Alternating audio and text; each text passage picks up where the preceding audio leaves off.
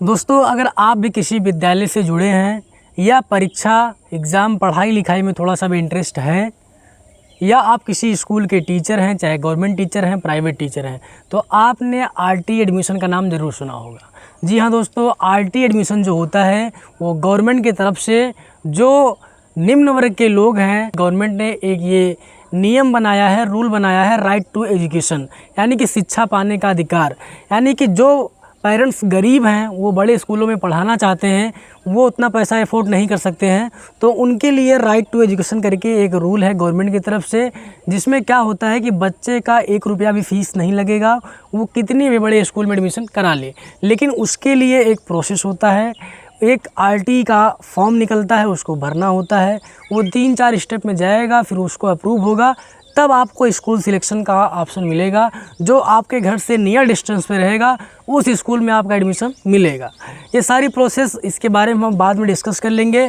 फ़िलहाल अगर आपके स्कूल में कोई बच्चा आरटी एडमिशन का है तो उसको आरटी पोर्टल पे कैसे आप दिखाएंगे ताकि स्कूल को गवर्नमेंट की तरफ से जो पैसा मिलना है वो उसको मिल जाए। जी हाँ दोस्तों, आपके यहाँ अगर विद्यालय में आरटी एडमिशन के बच्चे हैं तो उनका आरटी पोर्टल पे एंट्री कैसे करना है, इस बारे में ये वीडियो है। तो बिना देर किए चलते हैं कंप्यूटर स्क्रीन पर और सीखते हैं कि आरटी एडमिशन का डेटा हमें आरटी पोर्टल पे कैसे एंट्री करना है। दोस्तों, आप देख सकते हैं कि हम आरटी एडमिशन उत्तर प्रदेश के ऑफिशियल वेबसाइट पर हैं। यहाँ पर आपको BSc login, school login, directorate login, जिसमें आपको काम करना अपने अकॉर्डिंग आप लॉगिन कर सकते हैं। तो जाहिर सी बात है, आप स्कूल की तरफ से काम कर रहे हैं तो स्कूल लॉगिन क्लिक करके आप अपनी स्कूल का डिटेल फिल करेंगे।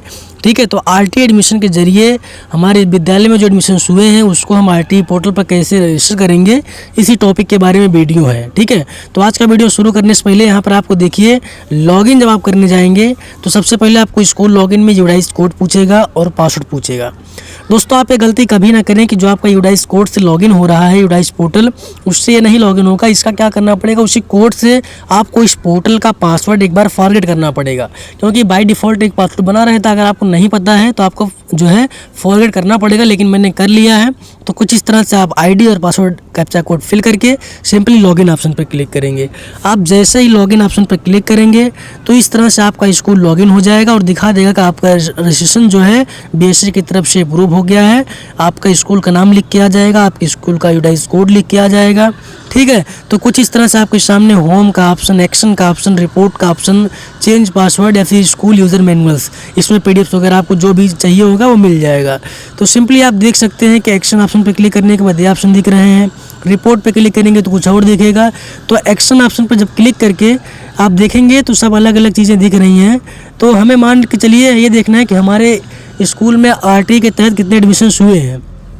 तो उसके लिए सिंपली एक्शन ऑप्शन की स्टूडेंट डिटेल ऑप्शन पे आपको क्लिक करना है। तो आरटी पोर्टल पर अपने बच्चों का डिटेल जहां आप फिल करेंगे उस ऑप्शन पर आप आ जाएंगे। आप देख सकते हैं कि एक छोटा सा फॉर्म है जिसको बच्चे का सभी डॉक्यूमेंट लेकर के आपको इसको भर के सबमिट करना है।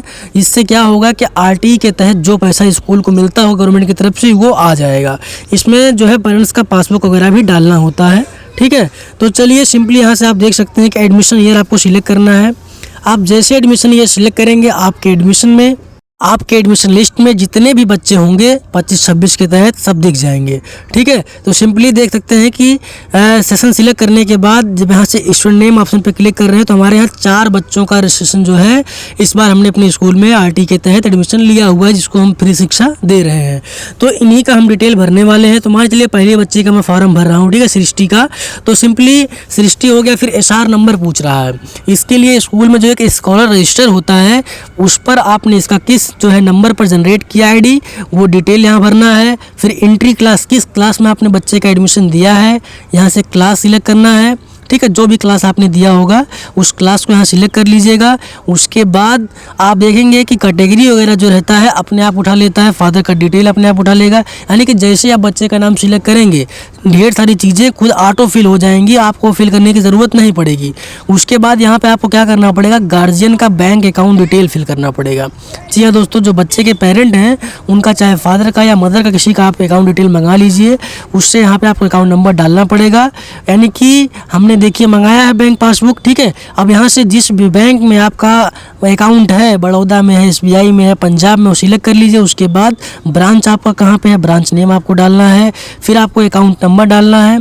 दोस्तों अकाउंट नंबर डालते समय आपको ये सावधानी रहनी चाहिए कि वो गलत नहीं होना चाहिए, अन्यथा अगर गलत हो जाएगा तो आपको कभी जो है बहुत ज़्यादा प्रॉब्लम हो सकता है।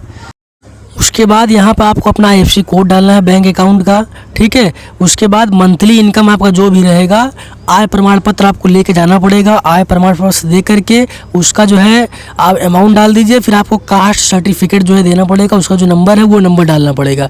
उसके बाद माई प्रमाण पत्र निर्गत अधिकारी का नाम, यानी कि आय प्रमाण पत्र यहाँ से जो है आपको उसका नंबर डालना है, यानी कि जो इसको जनरेट किया है कौन उसका अधिकारी है उसको यहाँ डालना है। फिर उसका सेम यहाँ पे जो है डॉक्यूमेंट अपलोड करना है। चूज फाइल पे क्लिक करके आपने अपना फाइल जहाँ पर भी रखा है, डाउनलोड में रखा है या किसी फोल्डर फाइल में बना के रखा है, वहाँ से आपको सिंपली सिलेक्ट करना पड़ेगा।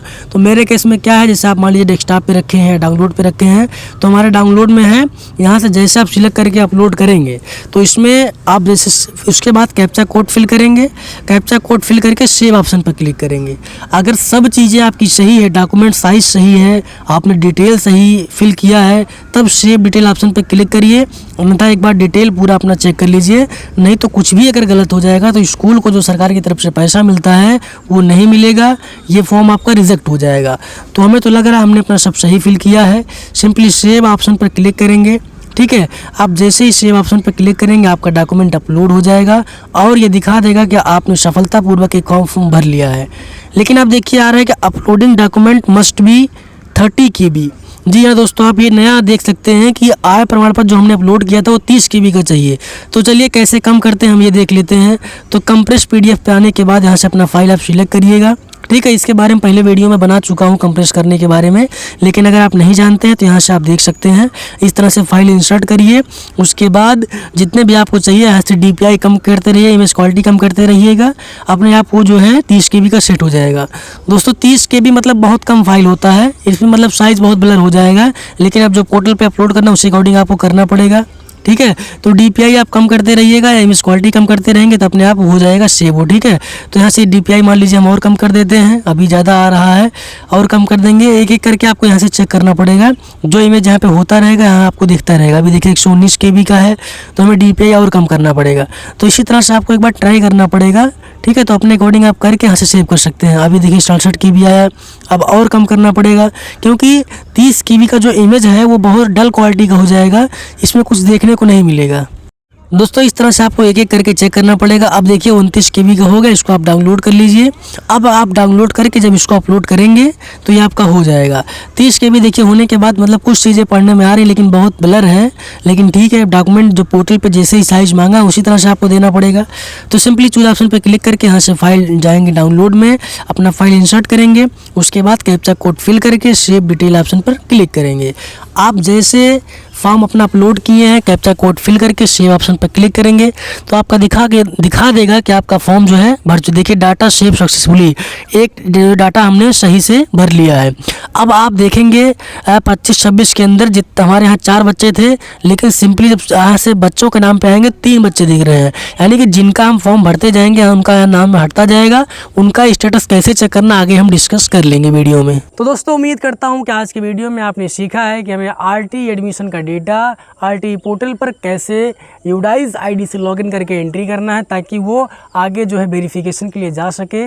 BSA के थ्रू या जो भी स्टेट लेवल पे जो वेरिफिकेशन होता है वो सही तरीके से हो जाए, ताकि गवर्नमेंट की तरफ से जो पैसा स्कूल को मिलना हो वो उसके थ्रू मिल जाए। क्योंकि दोस्तों RT के जो बच्चे होते हैं उनका स्कूल में फ़ीस नहीं लगना है, ना फ़ीस लगता है ना ट्रांसपोर्ट लगता है।